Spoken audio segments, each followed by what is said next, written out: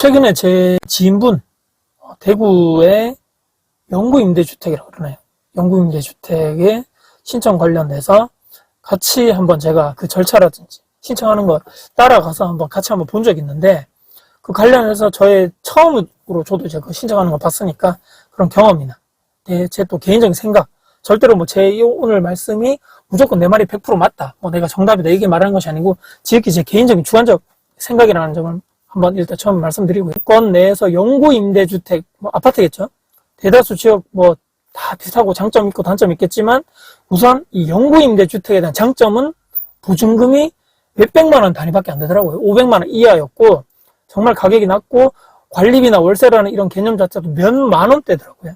와, 국민임대주택 10년, 뭐 30년, 뭐 이런 영구임대주택 다 조건이 다르겠지만, 정말 가격이 낮더라. 우선 이번에 영구임대주택이 LH에서도 몇 세대 나오고, 대구에 있으니까 또 대구 도시개발공사 아파트, 각각 이제 뭐 LH는 100세대 정도고, 대구에 있는 도시개발공사는 한 200세대 정도 되는 것 같습니다. 아파트 연식, 뭐 구조, 뭐 다 구별로 각각 딱딱딱 있으니까 좋다 나쁘다 하긴 좀 판단하기 어려울 것 같고, 일단 가격이 메리트다. 임대주택의 취지 자체가 경제적으로 뭐 신체적으로 소득 활동이 힘드시거나 상대적으로 저소득자 자산분들, 그런 분들 위해서 메리트 있게 주는 거죠. 이것 빼고는 근데 다 단점이겠죠. 면적도 실면적 자체가 10평 정도밖에 안 되는 상당히 좁은 면적이고, 아파트 연식도 오래된 아파트, 당연히 보증금 월세가 저렴하겠죠. 그런 여러 가지 모든 게 다 단점이더라. 하지만 이것을 제가 이번에 신청하면서 가장 뛰어넘는 가장 큰 단점이 바로 신청자 수, 그러니까 즉 들어가려는 수요자분들 대비해서 공급이 턱없이 정말 부족하다. 이게 정말 가장 큰 단점 중에 하나였습니다.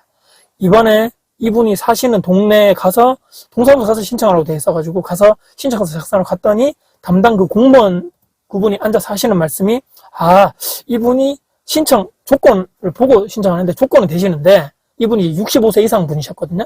근데 아마 이렇게 신청해서 아마 붙기가 선정되기가 아마 거의 불가능할 거라고 얘기한. 왜요? 좀 물어봤죠. 그러니까 이미 대기하고 있는 상당수 동안 오랫동안 기다렸던 분들이 너무너무 많고, 딱딱 뭐 정확한 수치는 모르겠지만 최소 몇천 명 정도 된다 얘기하는 거죠. 아까 100세대, 200세대라고 제가 말씀드렸죠.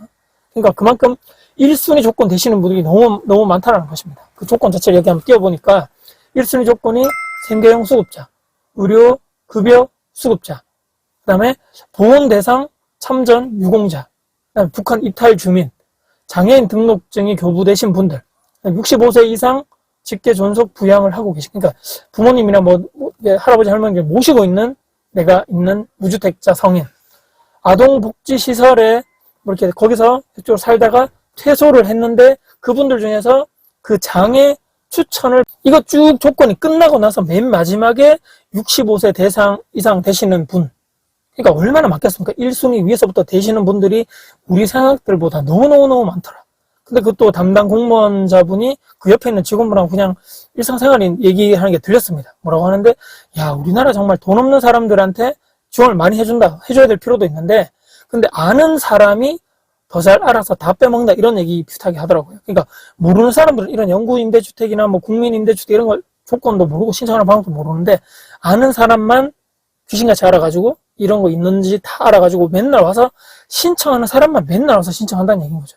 정리를 하자면 65세 이상이라도 무주택자분들 중에서 어디 4대 보험이 나오는 최저시급을 받고 일을 하고 있다, 이분이 막 근로를 하고 있다라고 하면 영구임대주택을 선정되기는 불가능하다. 그리고 생계형 수급자분들 중에서 노인분들이 아마 대다수 이런 주택 신청자분들이 아닐까, 여기 선정되시는 분들이. 그만큼 경제활동이 힘드시고 또한 장애를 가지신 분들 중에서도 있겠죠. 힘드시니까 일을 하기가. 이분들께 국가가 최소의 임대료나 보증금을 받고, 뭐 낡고 오래된 아파트이긴 하지만 아파트죠. 그래도 아파트의 주거 환경이 그래도 일반 주택보다 나으니까 지원해 주는 게 저는 마땅히 당연하다고 생각하는데, 조심스럽지만 제 생각을 좀 말씀드려보겠습니다. 대한민국이 세계에서 어떻습니까? 맨날 요즘에 컨텐츠 나오는 게 빨리 늙어간다, 초고령 사회가 된다, 일본보다 빨라진다, 뭐 점점 나이 든 사람이 많아지고 경제는 그렇게 더 발전하지 못하고 정체되고, 국가가 발전하기 위해서 일단 성장이 우선인데, 성장을 하려면 기업이 사업하기 좋은 그런 나라, 좋은 나라냐, 대한민국이. 의문점이 든다는 거죠. 기프트 마크.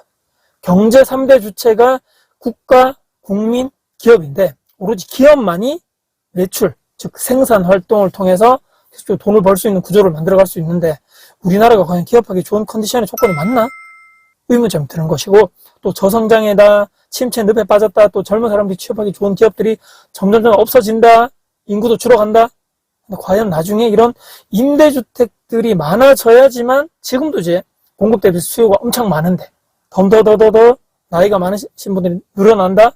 그러면 수요가 더 많아지는 그 공급이 많아져야 되는데 60세 이상 나이 드신 분들이 점점 늘어날 건데 임대주택은 한계가 있는 것 같고, 그러니까 거기에 따른 경쟁은 지금 100대 1이면 1000대 1, 1000대 1까지 가는 거 아닌가. 대한민국의 제가 오늘 사회 문제를 말하는 것이 아닌데 아무튼 이런까지의 깊은 생각까지도 그날 신청하면서 이런 생각이 들더라고요. 아니, 지방에 집이 남아 돈다면서 인구가 줄고 소멸되는데 왜 이런 임대주택은 박 터지게 싸우는 거지? 속된 말로 천하제일 가난한 대회? 누가 더 돈 없나? 누가 더 가난한가? 누가 더 일 못하고 자산이 없는가? 위에서 말한 신체가 또는 정신이 아파서 일을 못하시는 분들께 지원하는 건 당연하다고 보는 것이고, 또 나이가 드셔서 이제 고용이 내가 어디 회사에 가가지고 일을 하기 힘든 그런 힘드신 분들은 지원하는 게 또 당연하다고 봅니다.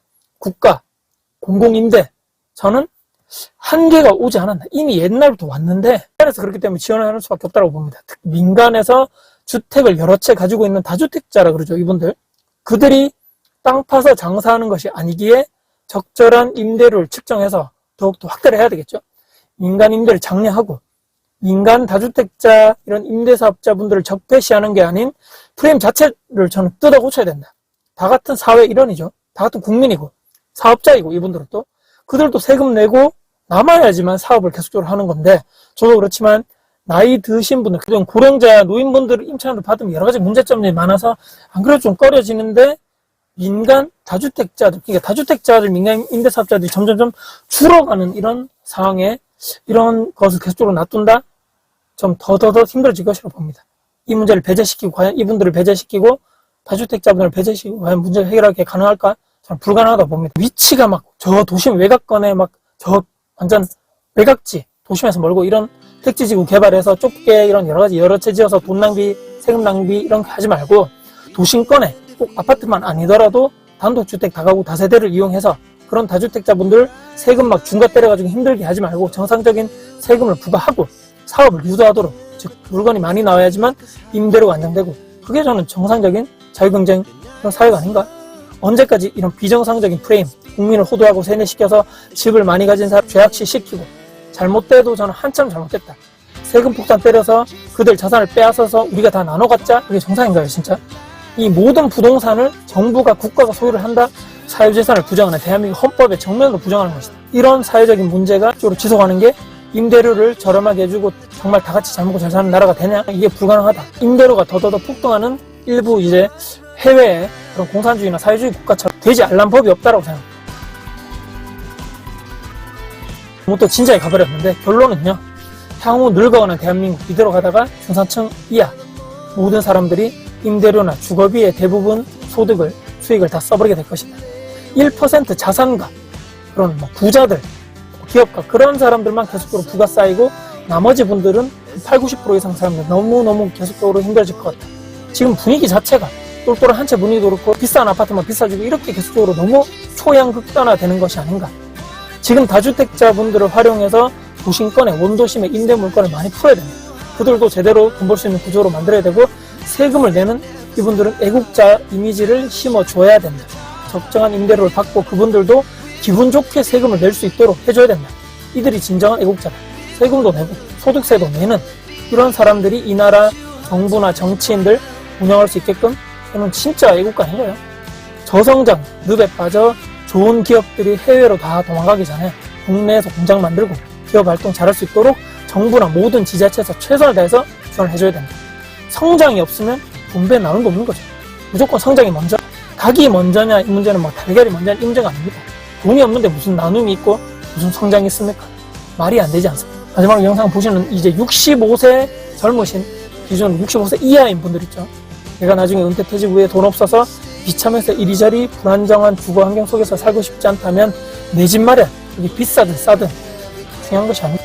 내 집 마련 무조건 한 채 있어야지만 인간다운 삶을 살 수 있다는 것을 명심하시고, 주변에 누가 뭐 폭락한다 망한다 그 집 살면 끝물이다 야 다 폭망한다 이렇게 한다 떠들다 할지라도 너는 지서라.